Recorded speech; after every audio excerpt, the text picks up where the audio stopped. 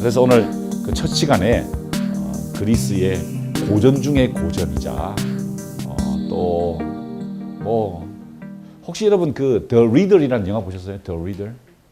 그 유태인 여성에 대한 이야기였죠. 유태인들을 학살했던 독일 여성에 대한 이야기였는데 책을 읽지 못했지. 글을 읽지 못하는 사람인데 처음에 고등학생한테 불러가지고 사랑에 빠지면서 책을 읽어달라 그래요. 어떤 책을 읽죠?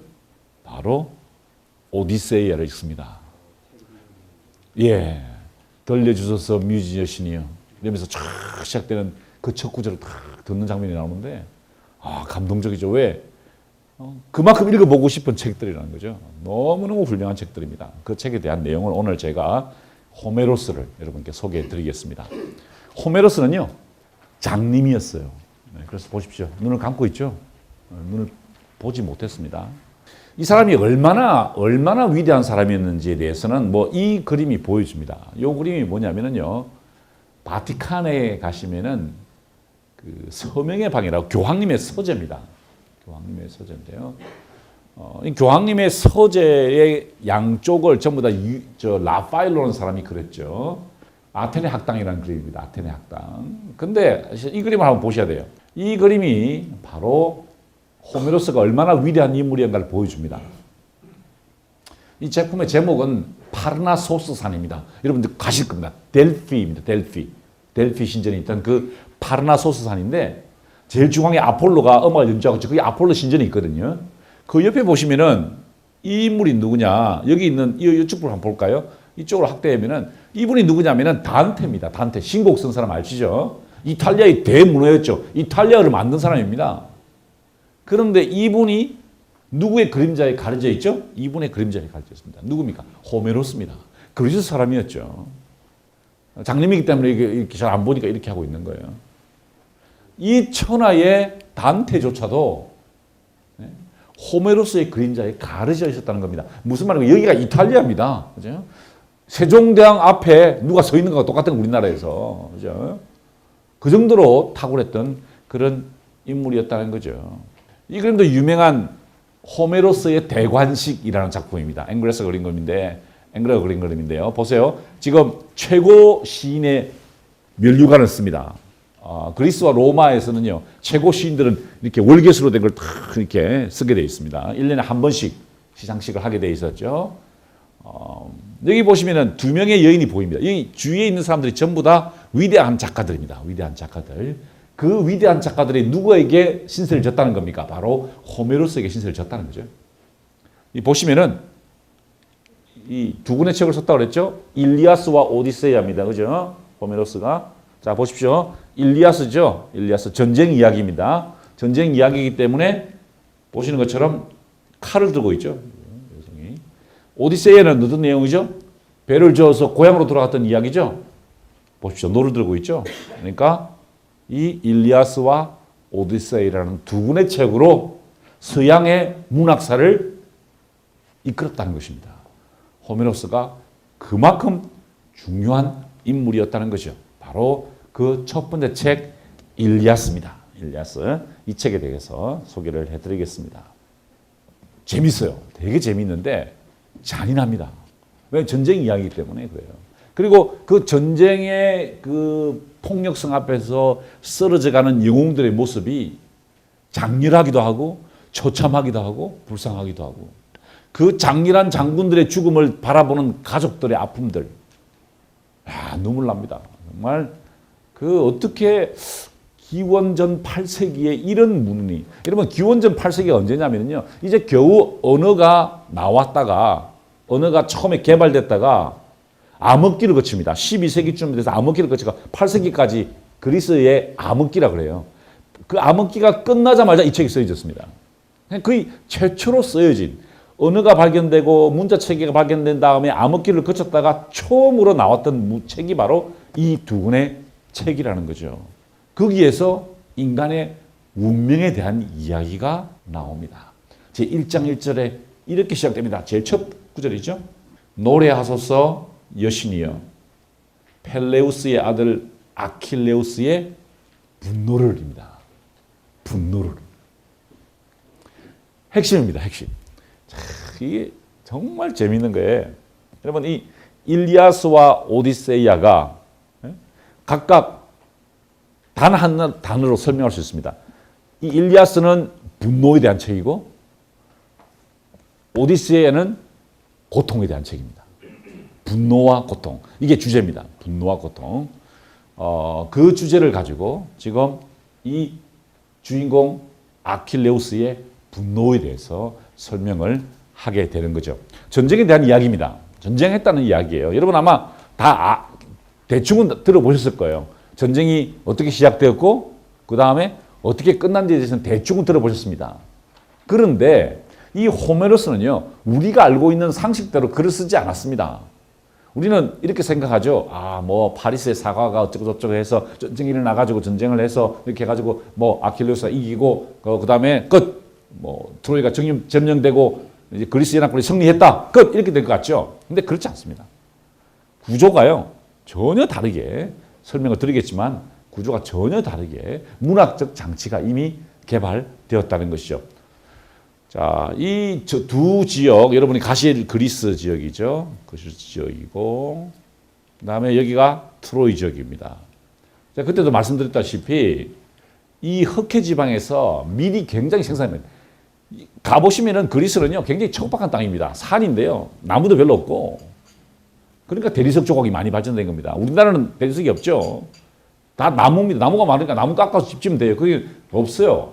나무가 없어. 그러니까 땅이 굉장히 척박해요. 그래서 어떻게든 밀을 수입을 해야 된다. 빵을 먹어야 되니까. 그죠?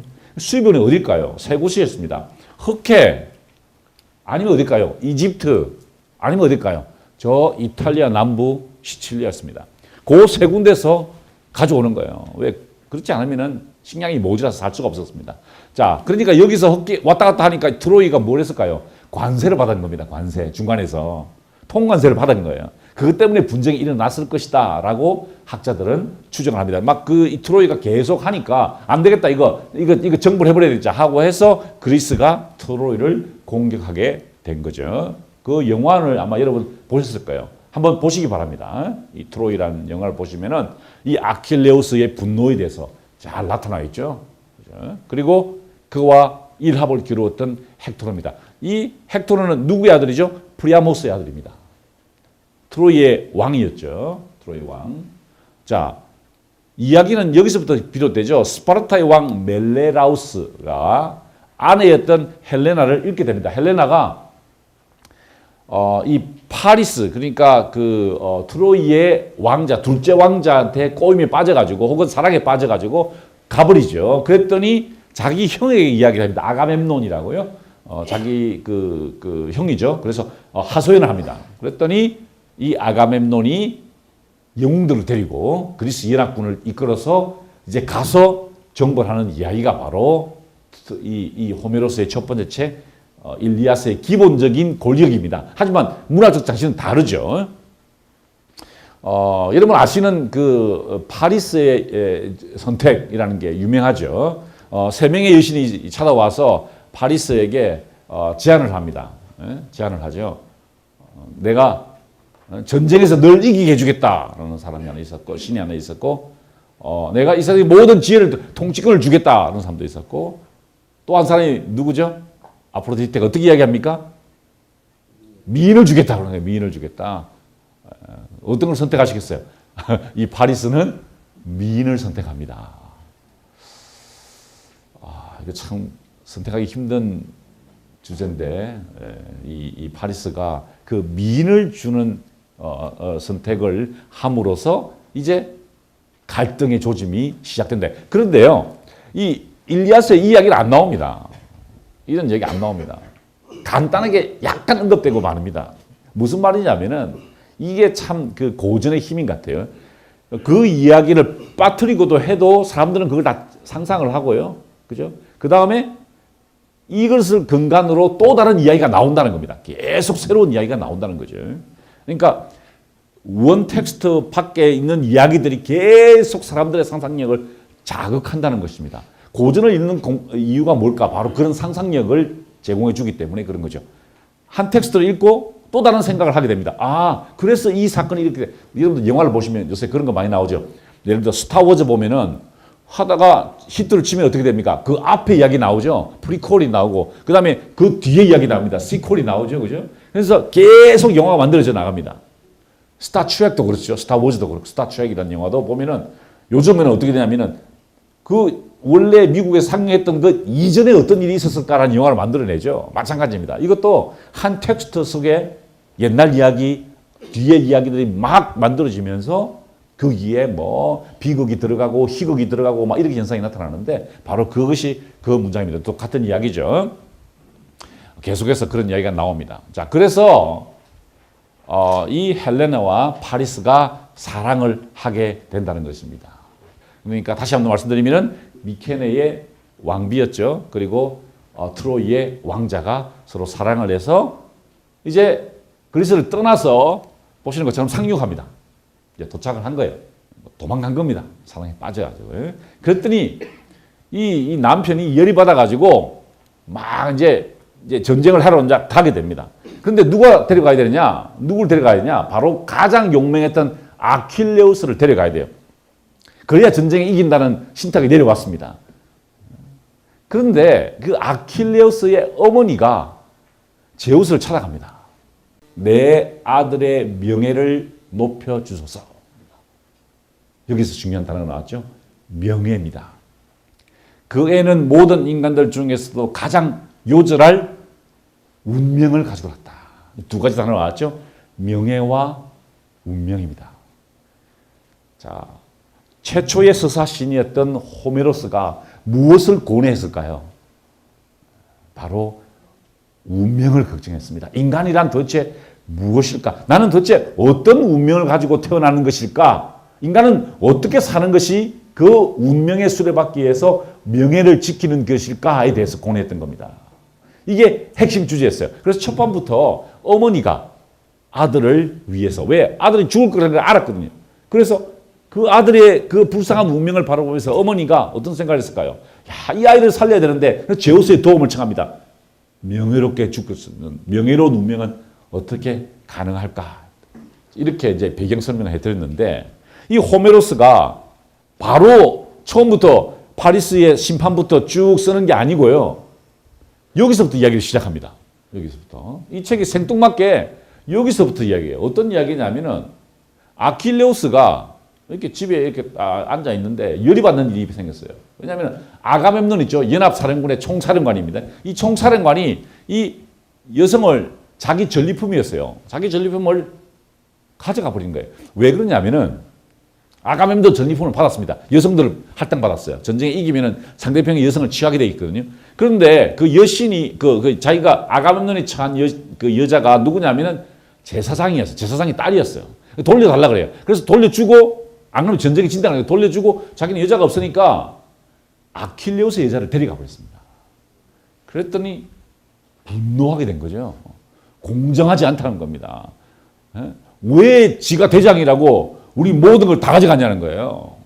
분노하게 된 겁니다. 그러면서 나는 왜 이렇게 작게 또 이 대우를 받아야 되냐? 왜 내 여자를 뺏게 되냐? 라고 분노하게 되는 거죠. 그래서 따라가서 항의합니다. 막 토론하는 거예요. 억울하다. 네가 왜 내 걸 가져가냐? 이러면서 막 논쟁합니다. 그러면서 어떻게 하냐면 전쟁 안 하려고 그냥 집가해버려요. 그래서 거부하는 거죠. 바로 그 장면입니다. 자, 그러면은 이 아킬레우스가 도대체 어떤 인물인가를 잠시 볼 필요가 있겠죠. 테티스라는 여성이 바로 아킬레우스의 어머니입니다. 이 아킬레우스가 어릴 때 아시죠? 요 아킬레스 건 잡고 이 스티스 강에다 담굽니다. 왜? 창에 찔려도 자기 아들이 죽을 걸 알았거든요. 그런데 안 죽게 하려면 강하게 만들어야 되죠. 그래서 잡아서 이 스티스 강에 담궈야 되는데 무살이 너무 빨랐어요. 그래서 그냥 물에 담궈 놓을 수가 없었어. 꽉 잡고 탁 넣었는데 어떻게 됐어요? 넣었는데 여기가 물에 닿지 않았던 거죠. 거기가 약점이 됩니다. 그래서 아킬레스건이라는 게 거기서 나온 거죠. 그 이야기는 여러분이 잘 아실 겁니다. 자, 그래서 이게 이제 이 사람이 이제 그렇게 했는데 전쟁이 일어나기 전에 숨어 있었어요. 그래서 숨어 있었어요. 그랬더니 찾을 수가 없어. 빨리 아킬레스를 찾아야 되는데 어떻게 어디 갔는지 알 수가 없어. 그런데 이 후편의 주인공인 오디세우스가 지략이 뛰어난 사람이에요. 지략이 뛰어난 사람. 그래서 어떻게 이 아킬레스를 찾을 것인가를 고민하다가 꾀를 냅니다. 머리가 뛰어나니까 어떻게 하냐면은 박물장수로 해가 이 사람이 오디세우스입니다. 박물장수 있죠. 보따리 장수 해가지고 쭉 가가지고 사람들에게 쫙 보여줍니다. 왜냐면 아킬레우스가요. 보십시오. 이 아킬레우스인데 좀 이상하게 생겼죠. 왜 이 여자 옷을 입고 있죠. 왜냐면 전쟁에 안 나가려고 여자 옷을 입고 있었던 거예요. 예, 여자 옷을 입고 딱 숨어 있었어요. 그랬더니 이 오디세우스가 박무장수가 물건을 쫙 전시해 줍니다. 사라고. 그때 다른 여성들은 뭘까요? 실, 뭐 바늘 이런 걸 선택하는데 아킬레우스는 남자고 장군이니까 뭘 딱 선택했을까요? 칼을 딱 집어들었습니다. 무슨 말입니까? 알았다는 거죠. 이 아킬레우스를 알았다는 거예요. 그래서 설득을 해서 전쟁으로 가게 되었다는 것이죠. 자, 보십시오. 제일 먼저 무기를 든다는 거죠. 그죠? 무기를 딱 들어가지고 그래서 이 아킬레우스구나 알게 되면 그래서 설득을 해서 이제 전쟁에 가게 되었다는 것입니다. 그래서 전쟁을 하게 되는데 뭐 천하무적이었습니다. 자기의 전우였던 아작스와 함께 쉬고 있는 거예요. 재밌죠? 이 창을 들고 있습니다. 창. 보시는 것처럼 이 창을 2개씩 들고 있죠. 이 그리스군의 전쟁하는 방식이 이겁니다. 창을 들고 이렇게 가는 게 아니고요. 싸우는 게 아니고 창을 먼저 던집니다. 뛰어가다가 저 앞에 한 30m 되잖아요. 20m 좀 되면은 창을 팍 2개를 던집니다. 보세요. 샥 떨어져가지고 탁 바뀌잖아요. 그 다음에 또 2개 던집니다. 그 다음에 칼을 들고 싸우는 거예요. 창을 들고 이렇게 싸우는 게 아니고 영웅들은 그렇게 싸웠어요. 그래서 창을 2개 들고 있는 겁니다. 자기의 전우가 가장 좋아했던 전우가 파트로클로스입니다. 여기 보이죠? 파트로클로스가 다쳤습니다. 다쳐가지고 이렇게 쏴주는 그런 장면도 나오죠. 자기의 전우였습니다. 영화에서는 자기의 사촌으로 나오죠. 근데 뭐 어떤 사람들 그걸 동성애라고 이야기를 합니다. 동성애자라고. 근데 동성애는 지금 우리가 생각하는 동성애가 좀 다릅니다. 예, 뭐냐면은 전우입니다. 전우. 사실 전쟁을 할 때 둘이서 싸워야 되죠. 그죠? 이렇게 한 사람이 도와주고 한 사람이 보조해주고 예를 들어 무기를 주고 뭐 이런 역할을 합니다. 그죠? 그래서 파트로클로스는 자신의 전우, 제2의 어떤 전우라고 보시면 될 것 같아요. 자, 그러다가 여러분 아시는 대로 헥토르가 누구를 죽입니까? 바로 이 파트로클로스를 죽이게 되죠. 자, 한편 트로이의 왕실에서는 보십시오. 맨날 노는 거예요. 이 파리스가 이 헬레나하고. 그랬더니 자기의 형인 헥토르가 와가지고 야, 큰일 났다. 전쟁이 일어났다. 싸우러 가자. 라고 이야기를 해서 이제 본격적으로 전쟁이 일어나게 된 겁니다. 그런데 이제 전쟁이 막 시작되는데요. 사르페노이라고 트로이의 왕자였습니다. 트로이의 왕자. 근데 이제 파트로클로스가 이제 죽이려고 하게 돼요. 그랬더니 제우스가 그걸 이렇게 바라보다가 야, 이거 안타까워요. 사람이 죽는다는 게 안타까워요. 그래서 이 죽이는 것이 참 안타깝다라고 했더니 그때 제우스의 아내였던 헤라가 굉장히 중요한 이야기를 합니다. 16권에 나오는 이야기인데요. 이것도 역시 이 책을 이해하는 핵심입니다. 가장 두려운 크로노스의 아들이여 살려주려고 하는 게 무슨 말입니까? 이미 오래전에 운명이 정해진 한낱 필멸의 인간을 무슨 말이죠? 인간의 운명은 정해져 있다는 것입니다. 이미 반드시 필멸한다. 뭐죠? 반드시 죽는다는 것입니다. 반드시 죽을 인간의 운명을 왜 구하겠다는 것입니까? 라고 이야기를 하죠. 가증스러운 죽음에서 도로 구하시겠다는 것인가요? 뜻대로 하세요. 하지만 우리 다른 신들은 아무도 그대에게 잘했다고 하지 않을 거예요. 무슨 말입니까? 인간은 모두 죽는다는 것입니다. 기분 나쁘시죠? 우리는 죽음을 잊어버리려고 애씁니다. 거부하려고 애씁니다. 우리는 영원히 젊을 것처럼 이야기를 하죠. 생각하죠. 그렇게 행동합니다. 그런데 죽음은 모든 인간에게 주어진 공통의 운명이라는 거죠. 인간은 필멸한다는 겁니다. 그런데 왜 네가 살리려고 하냐? 그건 잘못된 일이다라고 하는 겁니다. 무슨 말이죠? 호메로스는 무슨 얘기를 했을까요? 인간의 운명에 대해서 생각하고 있었다는 겁니다. 자, 그러다가 이 파트로클로스가 죽게 되죠. 이 파트로클로스가 왜 전쟁에 나가게 됐냐면은 아킬레우스가 전쟁에 안 나가니까 안 되겠어요. 사이가 너무 떨어져. 그래서 아킬레우스의 갑옷을 입고요. 대신 나가 싸웠어요. 그랬더니 트로이 사람들이 깜짝 놀라요. 처음에. 왜? 이 워낙 아킬레우스가 잘 싸우는 사람이 그 옷을 입고 달려오니까 쫄았던 거예요. 자세히 보니까 아니거든요. 그래서 죽이게 됩니다. 멜레라우스가 이 파트로클로스의 시신을 안고 있죠. 이게 어디냐면 피렌체입니다. 피렌체에 있는 조각인데요. 그걸 보고 자기 전우였던 이 파트로클로스가 죽는 걸 보고 아킬레우스가 진짜 분노를 터뜨리는 거예요. 자기 전우가 죽는 걸 보면서 이제 전쟁 안 하겠다 하다가 이제 전쟁에 나가게 됩니다. 그러니까 전쟁이 이 무기를 다 뺏겼죠. 그죠? 그랬더니 이 아킬레우스가 보십시오. 아킬레우스가 이 파트로클로스의 죽음을 애도하고 있을 때 무기를 다 뺏기고 나니까 어떻게 했겠어요? 자기 어머니가 보시는 것처럼 천하무적의 방패를 대장장이의 신 헤스파이스토스에게 주문을 해가지고 가지고 왔습니다. 그래서 이거 만들어주는 거예요. 보십시오. 이 천하무적의 방패입니다. 여기 보면 여기 참 재밌어요. 이 안에 있는 그림이요. 굉장히 재밌습니다. 나중에 이 그림에 대한 이야기는요. 나중에 다시 오디세이도 반복되고 또 계속 반복되어 납니다. 뭐 메두사 이야기도 다 반복되어 나오는데 이 방패를 줍니다. 싸우라는 거죠. 천하무적이 된 겁니다. 그래서 이제 이 방패를 들고 나가서 가는데요. 그때 이제 한 명씩 다 죽입니다.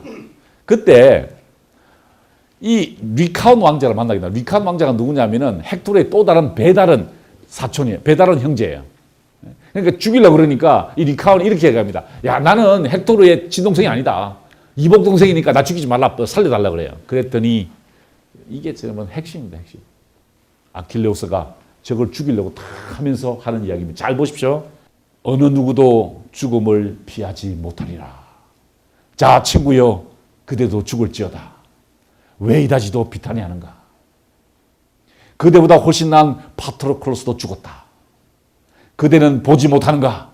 나 또한 얼마나 잘생기고 큰지. 아, 자뻑이에요. 그죠? 네, 완전 자뻑이에요. 나는 키가 크고 잘생겼다는 거예요. 나도 죽는다는 것입니다. 나의 아버지는 훌륭한 분이고 나의 어머니는 여신이었다. 완전 자뻑이네. 그죠? 하지만 내 위에도 죽음과 강력한 운명이 걸려있다는 것입니다. 그 영웅, 천하무적의 아킬레우스에게도 죽음의 운명이 걸려있다는 것입니다.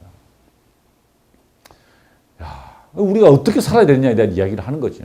우리가 모두 죽을 운명이라면 우리는 어떻게 우리의 명예를 남길 것이냐, 이 문제입니다. 그냥 이게 옛날 전쟁 이야기가 아니라는 거예요. 우리는 어떻게 살아야 되는가에 대한, 어떻게 하면 우리는 명예로운 삶을 살 수 있을까에 대한 이야기죠. 자, 이제 그랬더니 한 명씩 한 명씩 죽이니까 누가 남았습니까? 헥토르. 바로 프리아모스의 아들이죠. 트로이의 왕자입니다. 첫째 아들. 전쟁에 나가야 되죠. 아내와 안드로마케 아내와 헤어집니다. 우리 여성들이 가장 좋아하는 구절이죠. 아내와 아기한테 마지막 작별 인사를 하는 겁니다. 죽으러 가는 거죠.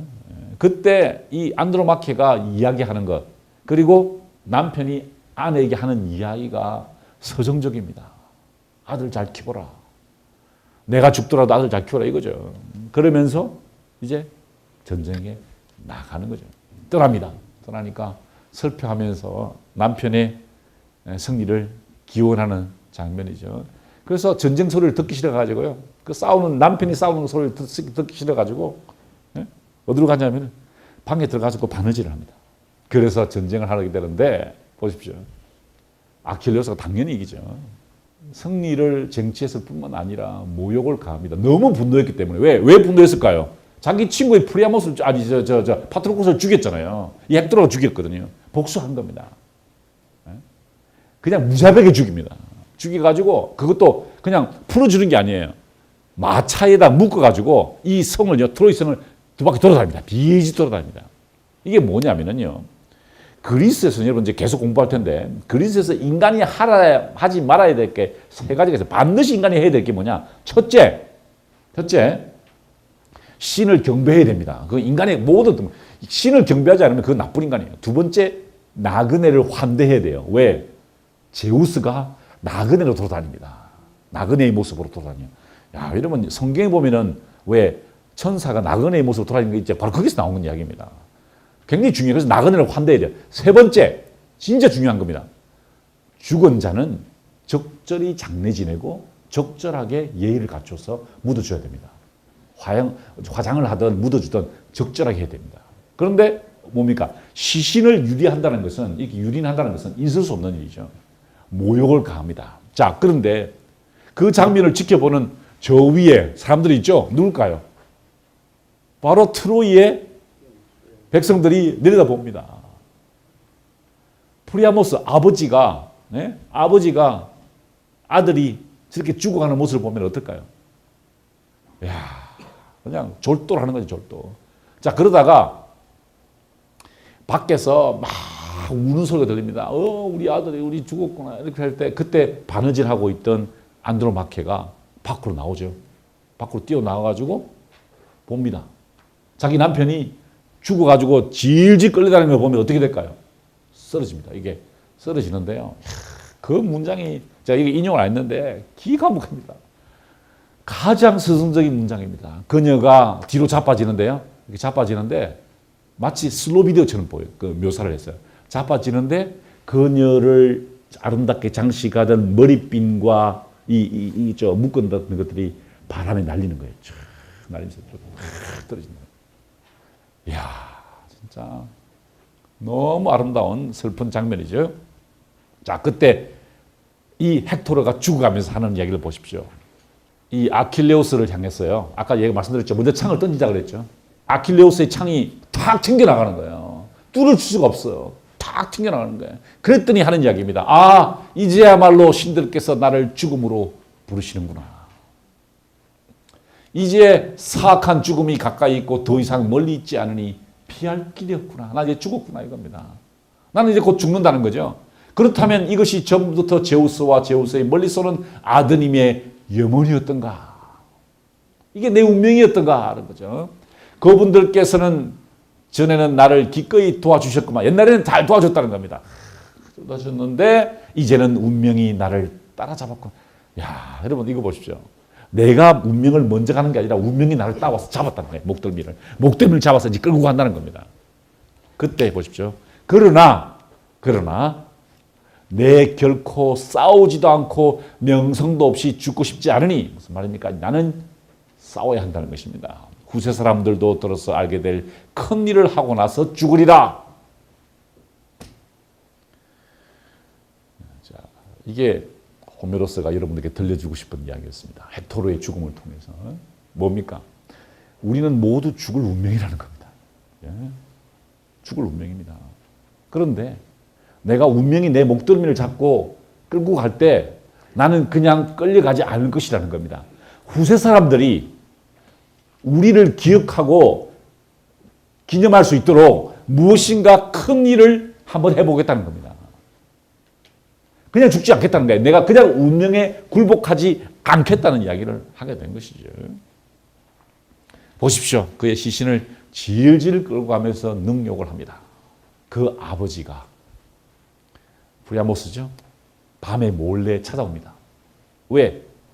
아들의 시신을 장례 지내야 되잖아요. 그런데 지금 이 아킬레우스가 보십시오. 분노하고 있는 아킬레우스가 그의 시신을 유리하고 있으니까 찾아와가지고 아까 이 아킬레우스의 어머니가 제우스에게도 똑같은 자세를 취합니다. 목을 이걸 딱 잡고요. 청혼합니다. 뭐라고 청혼하느냐? 아들의 시신을 달라는 거죠. 신과 같은 아킬레우스요. 그대의 아버지를 생각하시오. 야, 무슨 말입니까? 당신 아버지 생각해보라는 거예요. 네가 내 아들을 죽였지. 그런데 네 아버지가 내가 만약에 우리 아들이 네를 죽였다고 생각해봐라. 그리고 네 아버지를 생각해봐라. 네 아버지가 너의 죽음 앞에서 무슨 생각하겠냐는 거예요. 역지사지 한번 해보라는 거죠. 내 입장에 한번 돼보라는 겁니다. 너 아버지 생각해보라는 거죠. 나의 동년배이며 슬픈 노령의 문턱에 서 있는 그대, 너나 아버지나 나나 자식을 키워보던 사람이라는 거죠. 아킬레우스여, 신을 두려워하고 그대의 아버지를 생각하여 나를 동정하시오. 나는 그분보다 더 동정받아 마땅하다오. 왜? 내가 시신을 장례 지내기 위해서 이렇게 굴욕적으로 와서 당신 앞에 무릎을 꿇고 있지 않소. 얼마나 이 가슴 아픈 이야기입니까? 프리아모스는 헥토르를 위해 꺼이꺼이 울었고 아킬레우스는 자신의 아버지를 위해 때로는 파트로클로스를 위해 울었다. 그리하여 그들의 울음소리가 온 집안에 가득했다. 야, 여러분 적과 그러니까 사람을 죽인 사람과 그 사람을 죽인 사람의 아버지가 함께 통곡을 했다는 겁니다. 전쟁이 뭐냐는 거죠. 서로 죽고 죽이는 전쟁이 다 뭐냐는 겁니다. 아들을 잃고 슬퍼하고 자기 아버지를 생각하면서 슬퍼하는 그 인간의 운명을 생각해 보라는 거죠. 그래서 이 아킬레우스가 헥토르의 시신을 내어줍니다. 자, 이 책 일리아스가 어떻게 끝나느냐? 바로 이 화장 장면으로 끝이 납니다. 그러니까 보십시오. 전쟁이 시작되어 가지고 전쟁이 끝까지 이야기가 아니고 우리가 알고 있는 그 뭐 트로이 목마 그런 얘기 안 들어와요. 중간에 끝부분에 딱 일주일간 이야기입니다. 일주일간에 전쟁 안 하려고 막 화가 나 있던 아킬레우스가 프리아모스를 누굽니까? 그 파트로클로스가 죽으니까 열받아 가지고 다 죽이고 그랬더니 아버지가 찾아와서 시신 돌려달라?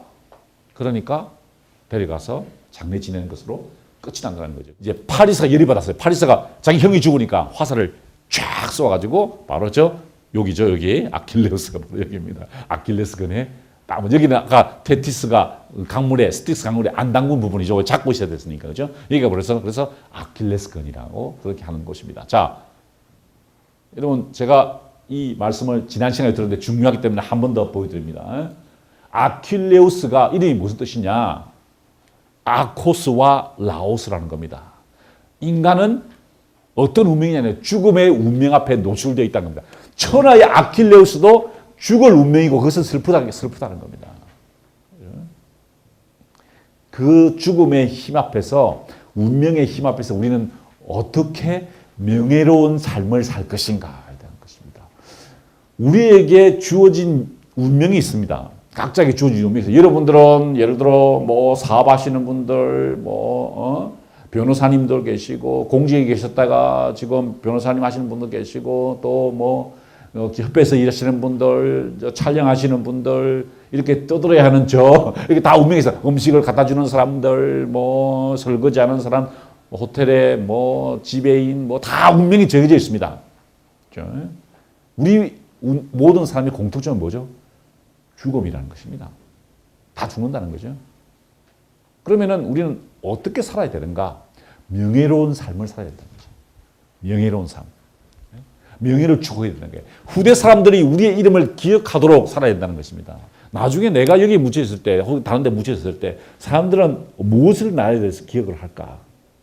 나를 어떤 모습으로 기억할까? 그 명예로운 삶을 살아라는 거죠. 명예로운 삶을 사는 것입니다. 전쟁에서 싸우고 이기고 죽고 살고 이런 거, 뭐 연봉을 많이 받고 작게 받고 이런 것들은 뭡니까? 꺼이꺼이 우는 울음 앞에서는 다 동일하다는 거죠. 그렇지 않습니까? 왕도, 아내도, 장군도 다 꺼이꺼이 웁니다. 왜? 인간의 슬픔 앞에서. 그런데 마지막에 남는 것은 뭐죠? 후대 사람들이 기억할 만한 명예라는 것입니다. 자, 그래서 전쟁이 끝이 나고 여러분 잘 아시는 이야기입니다. 트로이 목마죠. 작전을 씁니다. 또 오디세우스가 이 후편의 주인공인 오디세우스가 꾀를 내죠. 목마를 이렇게 바칩니다. 바치고 마치 도망간 것처럼 철수합니다. 배를 타고 가버려요. 그랬더니 이게 전쟁이 끝난 것 같아요. 그렇죠? 그래서 이걸 안으로 끄집어넣는데 누가 이 트로이에 이 잠입했던 그리스 군대의 첩구병들이 문을 열게 되죠. 문을 열고 이제 만약에 후퇴한 것처럼 보이던 그리스나 다시 돌아와서 트로이를 멸망시키는 이야기죠. 그 장면에 대한 이야기입니다. 자, 이제 두 번째 책입니다. 오디세이아입니다.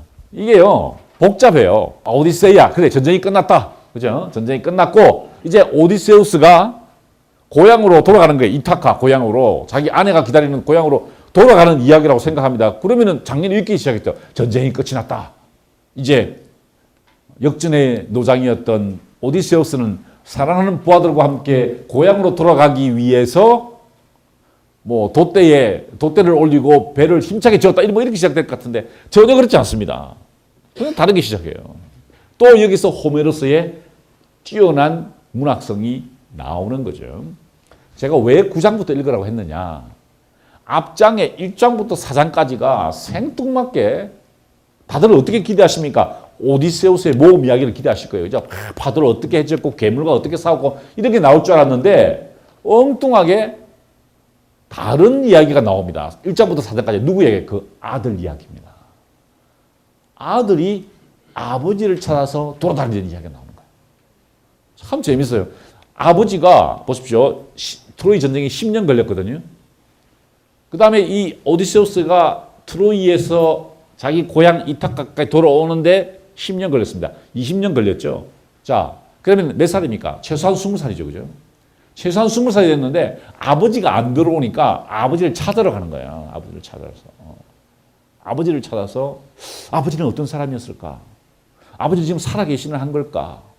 아버지는 만약에 죽었다면 어떻게 죽었을까에 대해서 궁금했던 겁니다. 그래서 찾아가는 그런 이야기입니다. 바로 아들의 이름이 텔레마코스인데요. 텔레는 뭐죠? 텔레비전 혹은 뭐 텔레스코 뭡니까? 저 멀리라는 뜻이죠. 마코스는 태어났다는 뜻입니다. 멀리 있을 때 태어났다는 건 무슨 말입니까? 아버지가 멀리 있을 때 태어났다는 것입니다. 그 아들이 아버지를 찾아가는 이야기입니다. 그러니까 제가 앞부분을 빼라고 했던 겁니다. 빼고 9장부터 이 오디세우스의 본격적인 그 좌절과 고난과 시련에 대한 이야기를 들려드리기 위해서 제가 9장부터 12장, 거기가 제일 재밌어요. 12장이 끝나면은 이제 드디어 도착을 합니다. 도착을 해서 이타까지 도착해서 그 안에서 일어난 이야기입니다. 자, 보십시오. 총 24장입니다. 중간이 12장이죠. 그죠? 12장까지가 바로 아들의 모험과 아버지의 모험입니다. 그죠? 참 재밌지 않습니까? 4장, 그 다음에 4장 하면 12장이죠. 그죠? 그러니까 아들은 2분의 1만 모험한 겁니다. 그죠? 아버지는 8번 나오고 아들은 4번 나오는 거죠. 2배 한 거죠. 거기서 이제 모험이 끝나고 이제 12장까지 어떤 일이 벌어질까요? 아버지와 아들이 힘을 모아서 이제 자기 엄마, 자기 아내를 구출하는 이야기입니다. 그러니까 딱 그것도 의도적으로 12장을 딱 나누어 따는 거죠. 이 호메로스의 두 번째 책 오디세이의 주제가 뭐냐? 더 깊은 이야기입니다. 앞에서는 인간의 운명에 대한 것이었죠. 그죠? 일리아서는 두 번째 책은 나는 누구인가? 나는 누구인가? 나는 지금 어디를 향해 가고 있는가? 했다는 겁니다. 자, 보십시오. 이게 오디세우스가 그 시련의 거의 마지막 단계에 와 있는 상태입니다. 앞으로 배를 지어 가는데 이 협곡을 지나가야 됩니다. 그런데 사이렌이 유혹합니다. 유혹합니다. 이 사이렌은 반은 새고 반은 얼굴 사람이에요. 그래서 이 노래를 부르는데 그 노래 소리에 빠져들면 어떻게 됩니까? 다 죽게 됩니다. 사이렌이 노래를 부르죠. 자, 이 사이렌이 유혹을 합니다. 자기는 어떻게 하죠? 돛대 자신의 몸을 묶고 부하들은 귀를 막고 앞으로 전진해 가는 이야기입니다. 이거 누구 이야기죠? 여러분들의 이야기입니다. 저는 일리아스보다 오디세이를 더 좋아하는데요. 첫 번째 구절을 보십시오. 들려주소서 뮤즈 여신이여 트로이의 신성한 도시를 파괴한 뒤 많이도 떠돌아다녔던 임기응변에 능한 그 사람의 이야기를 그는 수많은 사람들의 도시를 보았고 그들의 마음을 알았으며 바다에서는 자신의 목숨을 구하고 전우들을 귀양시키려다 마음속에서 많은 고통을 당했습니다. 많은 사람들을 보았고 그들의 마음을 보았고 바다에서는 자신의 목숨을 구하고 전우들을 귀양시키다가 마음속에서 많은 고통을 당하셨을 겁니다. 야, 많은 도시를 떠돌았지. 왜 그렇습니까? 전쟁에서 승리하고 그 다음에 고향으로 돌아가기 위해서 산전수전, 공중전 다 겪었다는 거죠. 그 인간의 고통에 대해서 이야기하고 있는 겁니다. 인간의 고난. 아까는 죽을 운명에 따른데 이거는 죽으면 차라리 몰라요. 이건 우리 삶 자체가 고난이라는 것입니다. 고난. 우리가 당할, 내가 겪어야 할 운명이라는 것입니다. 이야기가 어떻게 시작되느냐. 보통 제 같으면 아까 얘기했는데 처음부터 시작했어요. 그렇지 않아요. 끝입니다. 끝. 자, 보시죠. 10년 전쟁했어요. 10년 전쟁이 끝나, 그 10년 동안 여행을 했어요. 거의 다 온 겁니다. 거의 다 온. 그 일주일 뒤에, 마지막 일주일이에요. 다 왔어요. 다 왔어. 여기서부터 시작돼요. 시점이. 처음부터가 아니라는 거죠. 누구를 만나느냐 하면은 칼립소와 이제 동거를 합니다. 칼립소. 칼립소가 유혹을 해가지고 동거를 해요. 이 칼립소가 어떤 요정이냐? 영원히 늙지 않는 요정이야. 이야. 그러면서 유혹하는 거예요. 가지 마라. 너 지금 고향 돌아가 봐야 너 10년 전에, 아니 20년 전이죠. 전쟁 10년 했고 방랑이 10년 했으니까 20년 전. 20년 전에 고향을 떠날 때 너 살아가는 아내가 20대였지. 지금 40대입니다. 40대. 그러니까 나는 영혼이 늙지 않으니까 나랑 같이 살자는 거예요. 야, 이거 대단한 유혹이죠. 에이, 그래도 조강지처한테 가야지. 무슨 소리야.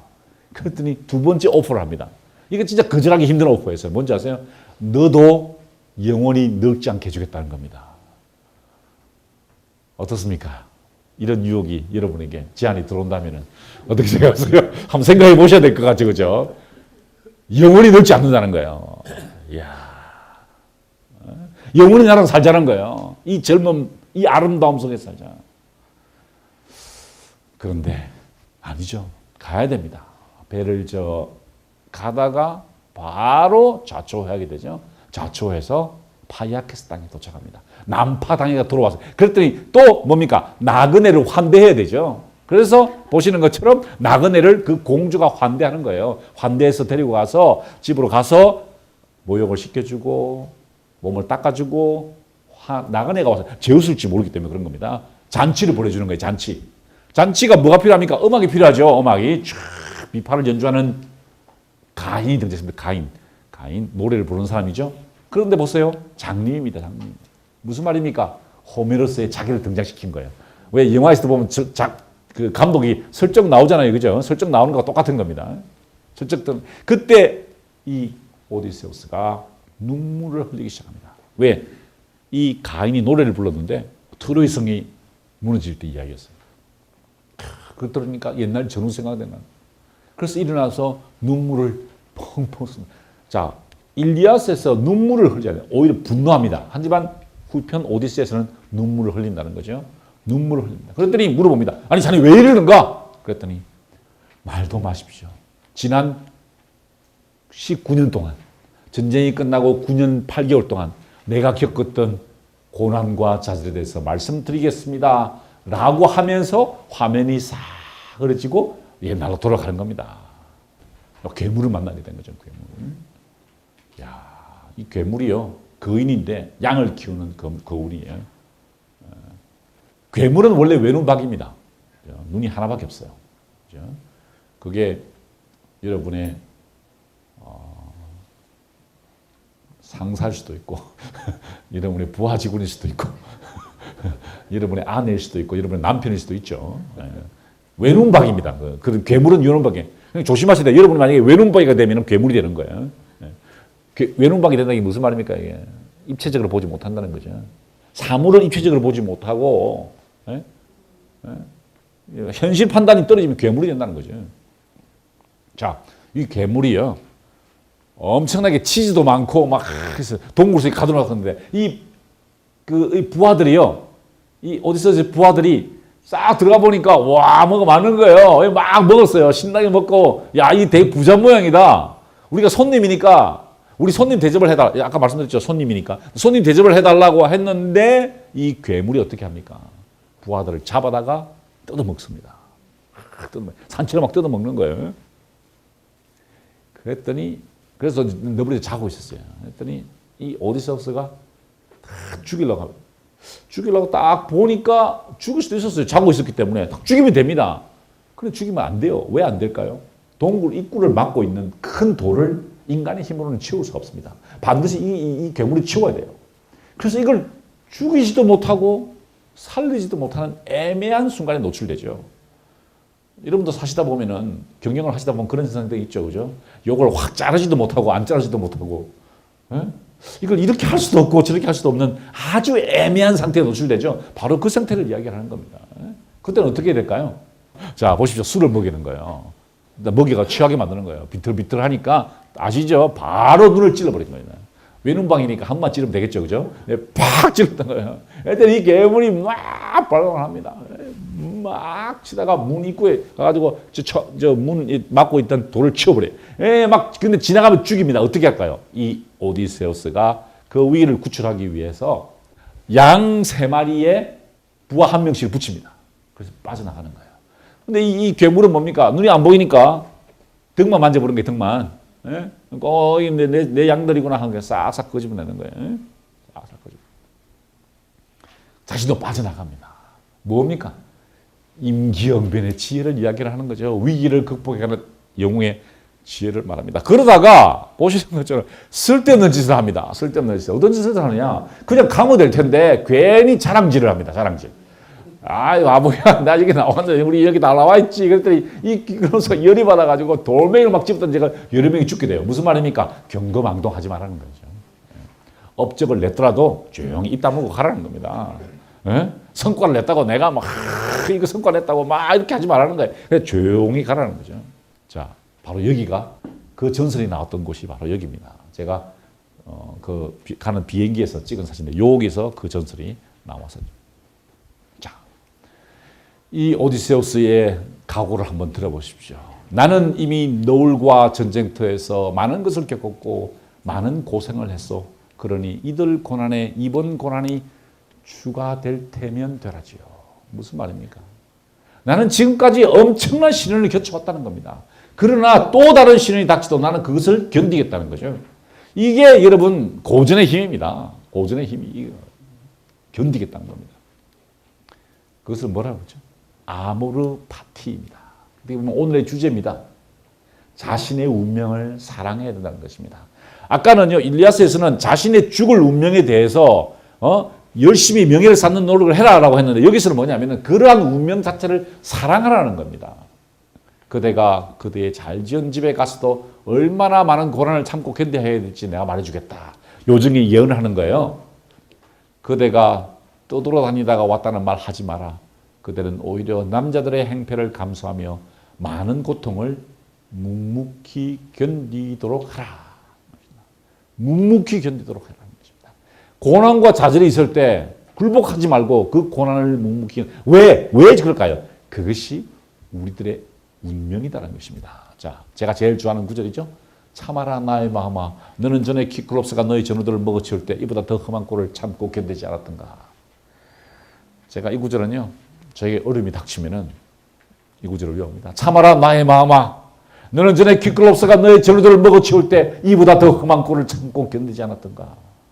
참아라 나의 마음아, 너는 전에 키클롭스가 너의 전우들을 먹어치울 때 이보다 더 험한 꼴을 참고 견디지 않았던가. 자, 그런데 인생을 살다 보면은, 여러분 특히 사업을 하시다 보면은, 경영을 하시다 보면은, 조직을 이끄시다 보면은 선택의 유지에 노출되죠. 어떤 선택입니까? 바로 스킬라와 카립디스 사이입니다. 스킬라는요, 머리가 5개 달린 괴물입니다. 괴물. 나타나서 뜯어먹고요. 카립디스는 뭡니까? 소용돌이입니다. 소용돌이. 자, 그 사이를 헤쳐가야 돼요. 그럼 어느 쪽을 선택하실 겁니까? 오른쪽으로 가라는 겁니다. 이 전설이 어디서 나왔느냐? 바로 여기서 나왔어요. 여기가 어디냐? 여기가 이탈리아 본토고요. 이쪽이 시칠리아 섬의 메세나입니다. 메세나에서 보십시오. 이게 굉장히 물살이 빠르죠. 이 물살이 빠른 이곳에서 그 전설이 나왔던 겁니다. 카립디스가 소용돌이를 불러일으킬 때는 그쪽으로 가지 마라. 왜? 다 죽는다는 겁니다. 스킬라 동굴 쪽으로 가라는 거예요. 그러면 어떻게 됩니까? 괴물이 나타나서 너희들 부하들을 집어삼킬 것이다. 그러나 그것을 참고 견디라는 것입니다. 왜? 다 죽을 수는 없으니까. 그래서 보시는 것처럼 선택을 합니다. 저는 이 구절이 우리 요즘 갑자기 불어닥친 구조조정의 논리가 되지 않기를 바랍니다. 제가 깜짝 놀랐어요. 제가 이 말씀 듣고 어떤 분이 이걸 구조조정의 논리로 해석하는 거예요. 야, 다 죽는 것보다 몇 명 죽일, 몇 명 자르는 게 낫겠다. 그 정도 이야기가 아닙니다. 그 정도 이야기가 아니죠. 그 다음 이야기가 나오는 건데, 그 다음 이야기. 그걸 하기 위해서 이야기를 한 게 아니고요. 자, 그러니까 어떻게 합니까? 지나가니까 괴물이 나타났죠. 막 뜯어먹습니다. 그러니까 부하들이 살려달라고 절규합니다. 하지만 오디세우스는 그냥 배를 찌우라고 그래요. 왜? 왼쪽은 다 죽으니까. 오른쪽으로 쫙 붙여나갔습니다. 그랬더니 부하들이 의기소침해 있는 거예요. 사랑하는 전우를 잃었지 않습니까? 그때 오디세우스가 한 말 때문에 호메로스가 쓴 겁니다. 뭐라고 쓴지 아세요? 이렇게.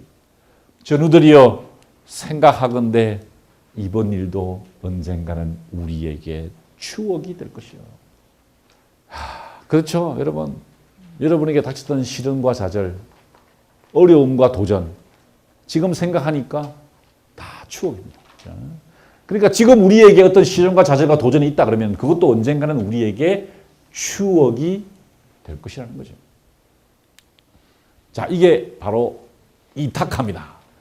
오디세우스가 그렇게 돌아가고 싶어 했던 이타카입니다. 어디냐? 미국에 있는 이타카입니다. 코넬 대학교가 있는 곳이죠. 이게 코넬 대학 전경인데요. 참 이름을 잘 지었어요. 왜? 그 이타카랑 뉴욕에 가면 그 도시에 가면은요. 핑거레이크라고 호수가 있거든요. 자, 생각해 보십시오. 호수에서 배를 타고 온다 보면 어떨까요? 여기가 바로 이타카라는 겁니다. 자, 저 멀리서도 잘 보이는 이타카가 내 고향이요. 그곳에는 산이 하나 우뚝 솟아 있어. 배를 저어 가면은요. 파도가 높게 일고 괴물이 나타나고 유혹하고 제일 힘든 게 뭘까요? 같이 그 길을 가야 하는 동료들이, 가족들이 혹은 부하들이 자기 말을 듣지 않는다는 겁니다. 뭡니까? 로토스를 먹고 퍼져버리는 거예요. 안 가르겠다는 거예요. 어떻게 해야 됩니까? 부하들을 배에다가 묶어서 가는 겁니다. 한 걸음 한 걸음 목표를 향해 전진해 가는 것이 여러분의 사명이라는 겁니다. 목표를 향해 전진하기 위해서는 어떻게 합니까? 사람들을 이끌고 가야 한다는 겁니다. 자, 키르케 궁전에 도착했어요. 키르케 궁전에 도착했는데 이 키르케가 포도주를 줍니다. 이 포도주를 마시면은 돼지가 됩니다. 한국에서는 뭐가 됩니까? 개가 되죠. 한국에서는 술을 먹으면 개가 되는데 여기서 돼지가 돼요. 돼지들 어떻게 합니까? 내버려 둬야 됩니까? 아니죠. 돼지들을 설득해서 데리고 가야 한다는 겁니다. 인간 만들어야 된다는 겁니다. 마지막 유혹입니다. 아까 첫 번째 보여드렸던 그 사이렌의 유혹이죠. 이게요. 단순하게 목표를 향해 전진해 가는데 유혹에 빠지지 마라. 예를 들어 돈의 유혹이나 여성의 유혹, 이성의 유혹이나 권력의 유혹에 빠지지 마라. 그래서 자신을 묶어라. 그 정도 이야기가 아니에요. 굉장히 고차원적인 이야기입니다. 인간의 본성에 대한 이야기예요. 보십시오. 그대들은 돛대를 고정하는 나무통에 나를 묶어라 라고 이야기했습니다. 그 다음이 중요하죠. 그리고 내가 그대들에게 풀어달라고 애원하거나 명령하거든. 굉장히 중요한 이야기죠. 무슨 말입니까? 그렇게 한다는 겁니다. 여러분의 지위가 올라가면 올라갈수록 권력과 돈이 쌓여가면 쌓여갈수록 어떻게 됩니까? 풀어달라고 한다는 거죠. 처음에 풀어달라고 하는 사람 없어요. 처음에는 묶는다는 겁니다. 누구나. 스스로 조심합니다. 그죠? 스스로. 처음에 내가 CEO가 됐을 때, 처음에 내가 임원이 되었 날, 처음에 내가 입사한 날, 처음에 내가 교수가 된 날, 어떻게 합니까? 야, 내가 하면 잘해봐야지. 조금 지나면 어떡하죠?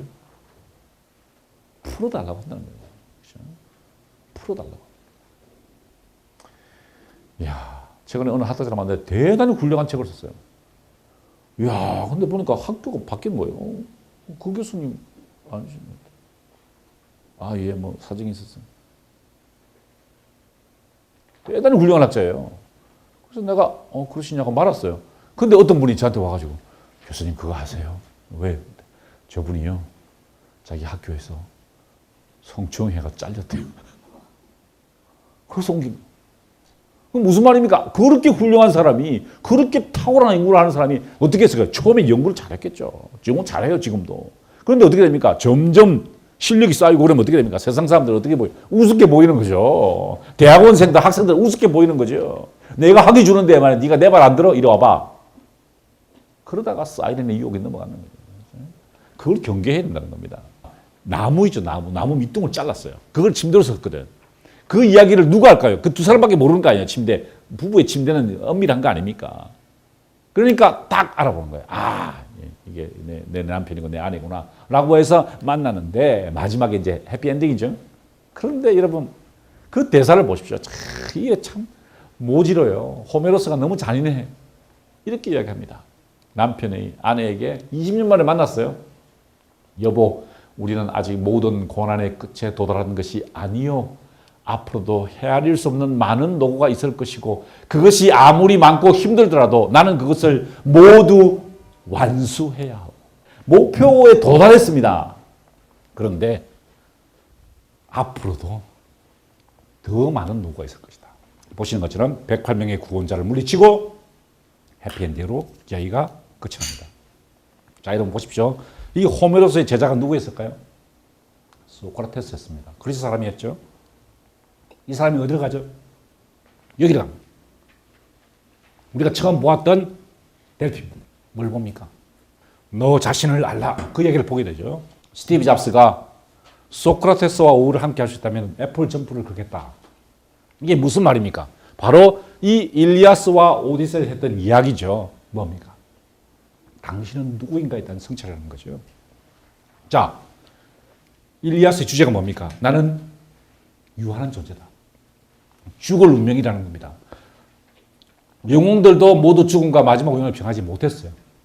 나도 고통당할 운명입니다. 그러나 나는 나의 명예를 남기겠다.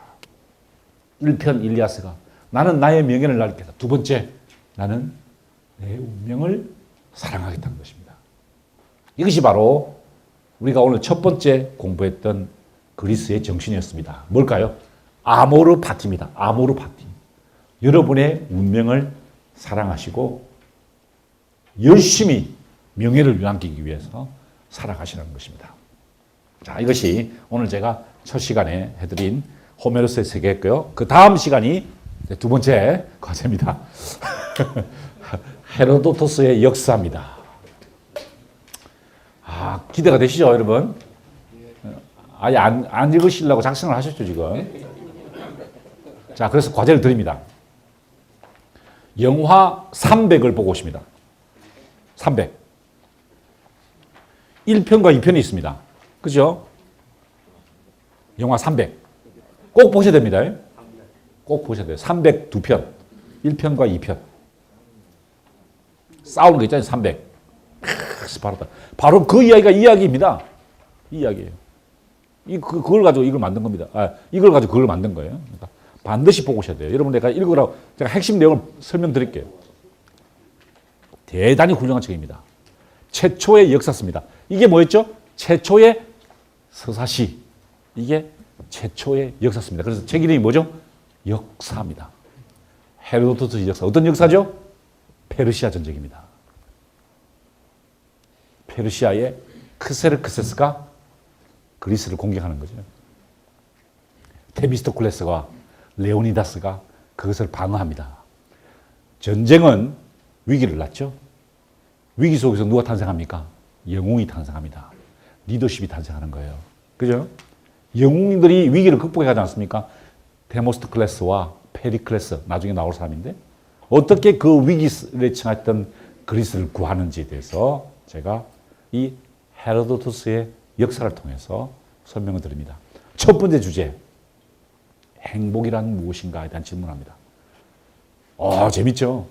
인간은 무엇을 위해 사는가에 대한 질문을 첫 번째 딱 던지고 시작합니다. 그러니 여러분, 영화도 보셔야 되겠지만 책도 읽으셔야 되겠죠.